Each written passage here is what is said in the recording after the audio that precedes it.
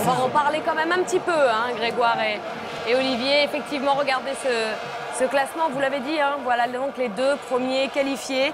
Ils peuvent être heureux et fiers, les Mexicains et les Uruguayens. L'Uruguay finit donc première de ce groupe devant le Mexique. La France termine dernière avec 1 point. Mais on aura au moins marqué un but dans cette compétition. On ira demander dans quelques minutes à Aimé Jacquet son bilan, parce que là, il est l'heure de tirer des bilans. On va en tirer avec vous, Bernard Caillasot aussi, puisque je rappelle que vous êtes vice-président de la Ligue de football professionnel et qu'à un moment, les instances vont devoir se prononcer, notamment avec votre cousine Germaine de la Fédération. Là. On va revoir quand même le but de l'Uruguay, Dominique ? Oui, des Uruguayens très convaincants. Hein. On va en reparler.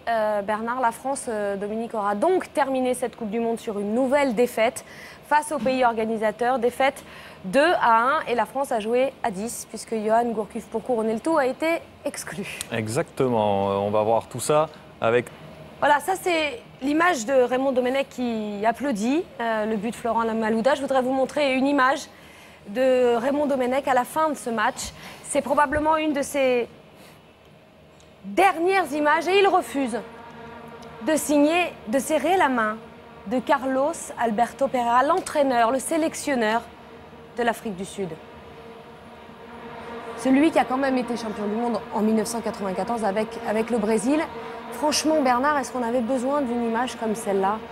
Beaucoup de nervosité, beaucoup de gens qui font peine à voir parce que je pense qu'ils perdent complètement les pédales. Ils sont perdus. Mon sentiment, c'est une équipe de France, des joueurs perdus, un entraîneur perdu, des dirigeants qui donnent l'impression d'être perdus. C'est très triste de voir tout ça. Je vais demander, si vous voulez bien, Bernard, à Aimé Jacquet, vous qui avez été sélectionneur. Aimé, est-ce que vous avez vu cette image de Raymond Domenech qui refuse de serrer la main de son adversaire, du sélectionneur de l'Afrique du Sud ? Est-ce que c'est une image encore de trop pour vous ? Bon, écoutez, je ne vois pas pourquoi on ne serrait pas la main du sélectionneur en face. Au contraire, on a joué, on a perdu, on a gagné, il y a le respect, il y a une attitude à avoir. Je ne sais pas ce qui s'est passé, je n'ai pas vu les images, mais je pense que ça n'arrange rien à l'aventure des Bleus. Patrick, je ne vais pas vous poser de questions sur le sélectionneur, mais vous qui avez été joueur, quitter une compétition de cette manière et après tout ce qui s'est passé, quel sentiment doit habiter les joueurs selon vous là, maintenant, qu'ils sont partis et qu'ils vont partir et rentrer en France ? Sentiment de grosse déception de ne pas avoir été à la hauteur de la compétition. On l'a vécu en 2002, on sait à quel point ça fait mal. Mais sportivement, ça arrive, parce que comme je l'ai dit, on l'a vécu en 2002. Mais ce qui gêne un peu, c'est vrai que c'est tout ce qui s'est passé ces derniers jours dans la vie du groupe, dans la vie collective. Et c'est ça qui gâche et qui garnit un peu l'image de l'équipe de France. Mais c'est vrai que c'est difficile à comprendre de l'extérieur parce qu'on n'a pas tous les éléments pour vraiment donner notre avis dessus. Mais vu de l'extérieur, c'est vrai que ça paraît compliqué. Maintenant, c'est la fin d'une histoire et il y en a une autre qui va s'ouvrir. On espère tous que ça ira beaucoup mieux pour l'équipe de France. Mais vous attendez des explications de cette génération qui, en quelque sorte, a confisqué l'équipe de France, se l'est appropriée pendant quelques jours et nous en a privés. Enfin, des explications, ça sera eux qu'il faudra poser la question. Mais moi, je pense, comme tous les Français, on a envie de savoir. Après, est-ce que ça vaut la peine ou pas ?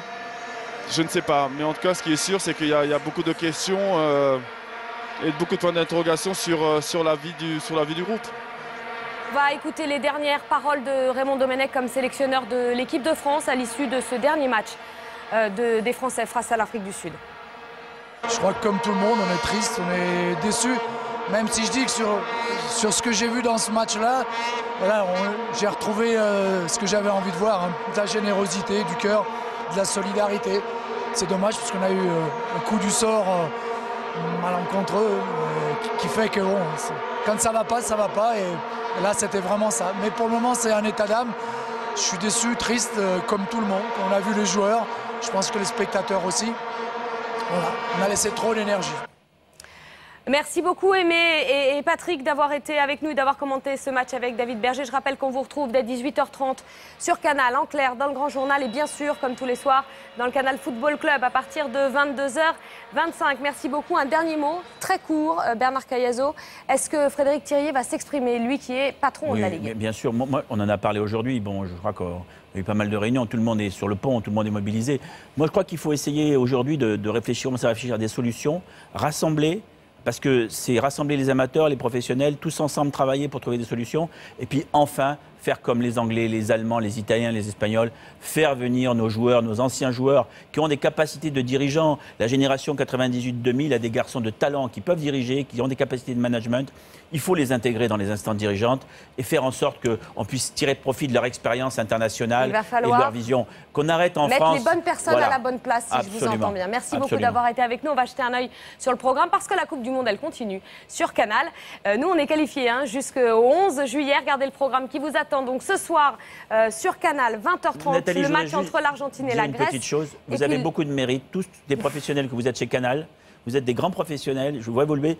Vous avez beaucoup de mérite dans la situation du football français tel que nous sommes actuellement, faire votre travail avec autant de dignité. Bravo à vous. Heureusement qu'on a notre dignité, nous les journalistes. Allez, Bravo. juste un petit mot des huitièmes de finale et de ce premier tableau, puisqu'on connaît les deux premiers qualifiés. C'est donc l'Uruguay et le Mexique qui rencontreront donc les grands gagnants de ce soir, les deux matchs du groupe B entre l'Argentine et la Grèce. C'est à suivre à 20h30 sur Canal. Et puis entre le Nigeria et la Corée du Sud sur Canal Plus Sport à 20h30. Vous avez tous les choix sur Canal pour cette Coupe du Monde. Merci à tous ceux qui ont assuré cette continuité. On se retrouve à 20h10. Salut.